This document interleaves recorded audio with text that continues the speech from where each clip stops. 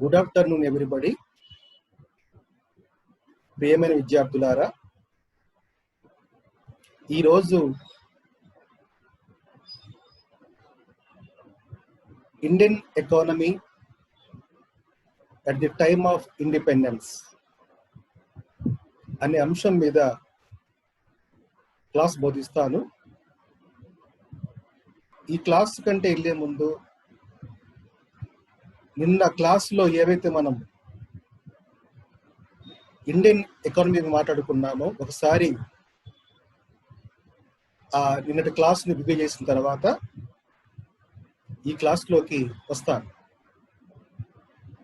నిన్న భారతదేశ ఎకానమీలో పరిస్థితి ఏమిటి, ఏ దేశ ఎకానమీకైనా 3 రంగాలు ఉంటాయని చెప్పుకున్నాం మనం. అందులో ఒకటి ప్రైమరీ సెక్టార్ అంటే వ్యవసాయ రంగం, రెండోది సెకండరీ సెక్టార్ అంటే ఇండస్ట్రియల్ సెక్టార్, మూడోది సర్వీస్ సెక్టార్. ఈ 3 రంగాలు ఆర్థిక వ్యవస్థలో వాటి మధ్య సంబంధాలు ఎలా ఉంటాయి, అలాగే ప్రైమరీ రంగంపై పారిశ్రామిక రంగం ఏ రకంగా ఆధారపడి డెవలప్ చెందుతుంది, ఈ 2 రంగాల మీద సేవా రంగం కూడా ఎట్లా ఆధారపడుతుంది అనే విషయాలు నిన్న క్లాసులో చాలా ఒక ఇంట్రడక్షన్లో చెప్పుకున్నాం మనం. ఈరోజు క్లాస్కి వచ్చినప్పుడు ఇండియన్ ఎకానమీ గురించి మన ప్రజెంట్ ఎకానమీ మాట్లాడుకునే ముందు 1947 కంటే ముందు భారతదేశ ఆర్థిక వ్యవస్థ అనేది ఎలా ఉండే అనేది కూడా మనం తెలుసుకోవాలి. మీకు తెలుసు 1947లో మనకు ఇండిపెండెన్స్ వచ్చింది. అంతకుముందు మరి భారతదేశం లేదా? ఉంది. కానీ 47 తర్వాత ఏదైతే మన రాజకీయ పరంగా ఒక స్వరూపము భారతదేశం అంటే ఒక స్వరూపం ఉందో, 47 కంటే ముందు అలాంటి స్వరూపంతో భారతదేశం అనేది లేదు. ఇది మనం తెలుసుకోవాలి. రెండోది 47 కంటే ముందు మన దేశం ప్రధానంగా బ్రిటిష్ పరిపాలన కాలంలో ఉంది. దీన్నే మనం వలస పాలన కాలం అని కూడా అంటున్నాం. అలా అని మొత్తం భారతదేశ పరిపాలన బ్రిటిష్ పరిపాలన కిందనే లేదు. చాలా సంస్థానాలు భారతదేశంలో అప్పటికి ఉన్నాయి. ప్రత్యేకించి తెలంగాణ రాష్ట్రం హైదరాబాద్ నిజాం నవాబ్ కింద పరిపాలన కొనసాగుతూ ఉంది. ఇది ఒక ఇండిపెండెంట్ కంట్రీ. నిజాం కంట్రీ అనేది ఒక ఇండిపెండెంట్ కంట్రీ. ఇలాంటి సంస్థానాలు భారతదేశంలో 1947 కంటే ముందు చాలా ఉన్నాయి. కాబట్టి 1947 కంటే ముందు భారతదేశం అంటే ఇవాల్టి భారతదేశాన్ని మనము ఊహించుకోకూడదు అనేది మీ దృష్టికి తెస్తున్నాను. రైట్. తర్వాత ప్రధానంగా 47 కంటే ముందు మొత్తం భారతదేశం యొక్క పరిపాలన మొత్తం కంట్రోల్ మొత్తం కూడా ఎవరు చేశారంటే బ్రిటిష్ పరిపాలన కింద భారతదేశం అనేది ఉన్నది. ఎందుకు బ్రిటిష్ పరిపాలన కింద భారతదేశం ఉంది?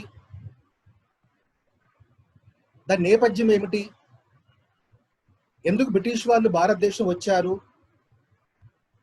వాళ్ళు రావటం వల్ల వాళ్ళకు ఉన్నటువంటి ప్రయోజనాలు ఏమిటి, అలా రావటానికి గల కారణం ఏమిటి అనే విషయాలను కూడా మనము తెలుసుకోవాలి.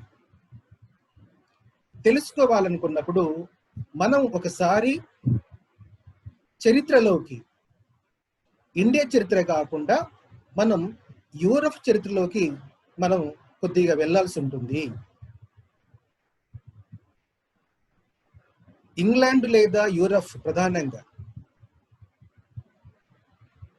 10th సెంచరీ నుండి లేదా 12th సెంచరీ నుండి 15th సెంచరీ వరకు యూరప్ కంట్రీలో ప్రధానంగా భూస్వామ్య వ్యవస్థము, రాచరిక పరిపాలన పద్ధతులు కొనసాగాయి.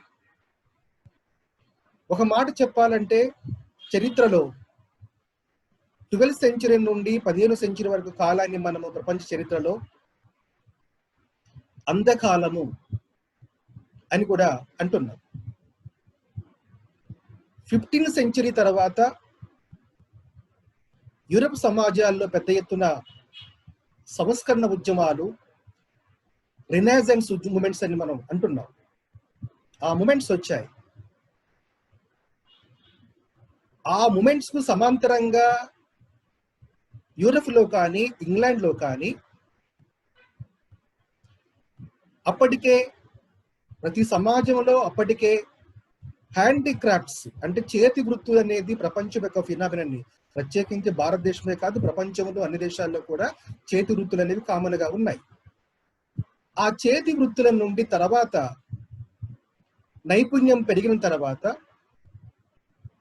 టెక్నాలజీ, ఆధునిక సాంకేతిక పరిజ్ఞానము, ఇన్నోవేషన్స్ అంటే సాంకేతిక రంగంలో, సైన్స్ రంగంలో కొత్త కొత్త ఆవిష్కరణలు అనేవి మనకు యూరప్ కంట్రీలో ప్రధానంగా మనం చూస్తాం.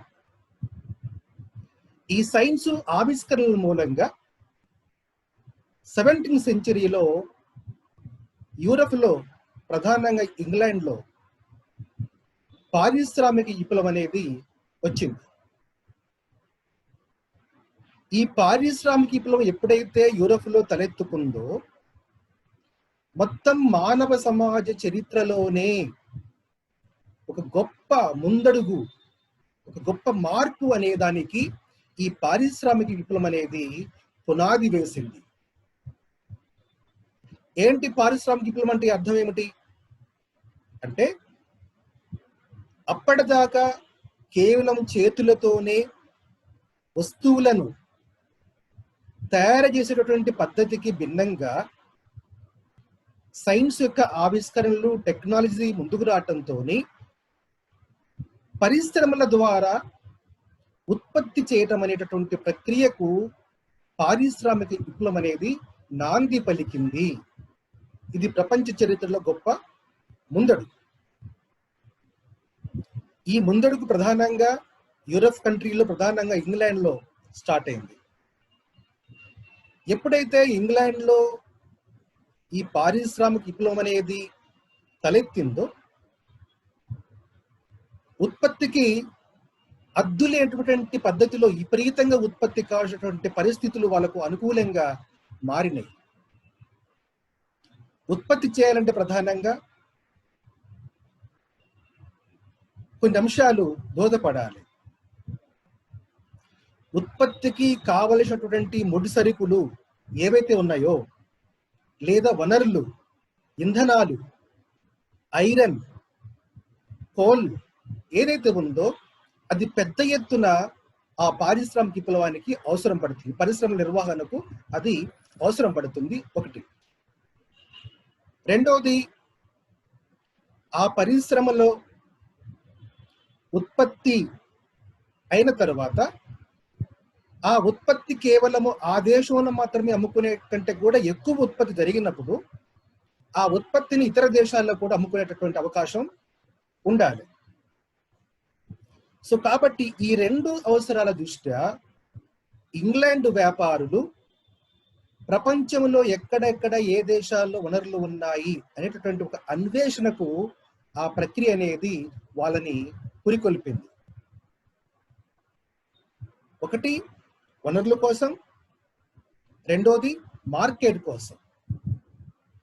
ఇలాంటి అన్వేషణలో భాగంగానే ఇంగ్లాండ్లో ఈస్ట్ ఇండియా కంపెనీ అనేటటువంటి ఒక సంస్థ కేవలము కొద్ది మంది వ్యక్తులతో ప్రారంభమైనటువంటి ఈస్ట్ ఇండియా కంపెనీ సంస్థ, అది ఈ అన్వేషణలో భాగంగా అది ప్రపంచ దేశాల్లో ఎక్కడ ఏ దేశాల్లో వనరులు ఉన్నాయో, ఎక్కడ మార్కెట్ అవకాశం ఉన్నటువంటిది, ఆ రకంగా వాళ్ళు ముందుకు సాగారు. మనకు తెలుసు భారతదేశానికి ఏ రకంగా ఇతర దేశాలతో లింకు అనేటటువంటి దాన్ని మనకు కనుగొన్నవాడు Vasco da Gama. Vasco da Gama ఉద్దేశం ఏమిటి? ఇంగ్లాండ్కు కావలసినటువంటి రా మెటీరియల్స్ కానీ ఇంధనాలు కానీ ఎక్కడ లభ్యమవుతాయో అనేటటువంటి వెదికేటటువంటి పనిలో భాగంగానే వాస్కో డి గామా అనేవాడు భారతదేశానికి మొదటిసారిగా వచ్చాడు. వచ్చిన తర్వాత అతను ప్రధానంగా కేరళ ప్రాంతానికి వచ్చాడు. అక్కడ ఏవైతే మనకు మన మసాలాలు, ప్రధానంగా దినుసులు అంటాం మనం వాటిని, ఆ దినుసులు కొన్నిటిని తీసుకెళ్ళి ఇంగ్లాండ్లో వాటిని అమ్మటం, మంచి ధర వాటికి రావటం, ఈ రకంగా భారతదేశంలో మార్కెట్ చేసుకోవచ్చు, భారతదేశంలో రా మెటీరియల్ మనం పొందొచ్చేటటువంటి ఒక మార్గానికి ఇతను మార్గం వేశాడు. ఆ పనిలో భాగంగానే ఈస్ట్ ఇండియా కంపెనీ వ్యాపారం కోసం భారతదేశానికి వచ్చింది. ఇది నేపథ్యం. కేవలం వాళ్ళు వ్యాపారమే చేశారా? వ్యాపారానికే పరిమితమే ఉన్నారా? లేదు. భారతదేశం ఒక దేశంగా, ఒక పరిపాలన కింద లేదు. ఇది గుర్తుంచుకోవాలి మనం. చాలా మంది రాజులు, సామంత రాజులు, సంస్థానాలు, భారతదేశాన్ని ఎంతో మంది రాజులు పరిపాలిస్తున్న కాలం అది. ఒక రాజుకి ఇంకో రాజు మధ్య వైరుధ్యం, యుద్ధాలు ఉండేవి. ఈ అవకాశాన్ని, ఈ పరిస్థితుల్ని ఆసరా చేసుకొని ఈస్ట్ ఇండియా కంపెనీ వీళ్ళని లోపరుచుకునే ప్రయత్నం చేసి ఆ రకంగా వాళ్ళ రాజకీయ సామ్రాజ్యాన్ని స్థాపించుకుంటూ ముందుకు వెళ్ళారు. ఒకనాటికి మొత్తం భారతదేశాన్ని వాళ్ళ చేతుల్లోకి తీసుకున్నారు. దీన్నే మనం ఏమంటున్నామంటే వలస పాలన కాలము అని అంటున్నాం మనము. రైట్. సో కాబట్టి ఈ వలస పాలన కాలం నుండి దాదాపుగా 1947 ఇండిపెండెంట్ నాటికి మనకు ఈ వలస పాలన కాలమే జరిగింది. కాబట్టి ఇండియన్ ఎకానమీ గురించి మనం మాట్లాడుతున్నప్పుడు సో మనము ముందుగా ఇండియన్ ఎకానమీ పోయే కంటే ముందుగా మనము ఏం చూడాలంటే ఈ వలస పాలన కాలంలో మన ఆర్థిక వ్యవస్థ అనేది ఎలా ఉంది అనే దాన్ని మనము పరిశీలన చేయవలసి ఉంది. సో ఈ పరిశీలనలో భాగంగా దీన్ని మనం ఏమంటున్నామంటే Indian economy at the time of independence అని దీన్ని మనం వాడుతున్నాం. ఈ టైమ్ ఆఫ్ ఇండిపెండెన్స్ కాలంలో మన ఎకానమీ ఏ రకంగా ఉందో నేను ముందుగా వాటిలోకి వెళ్తాను.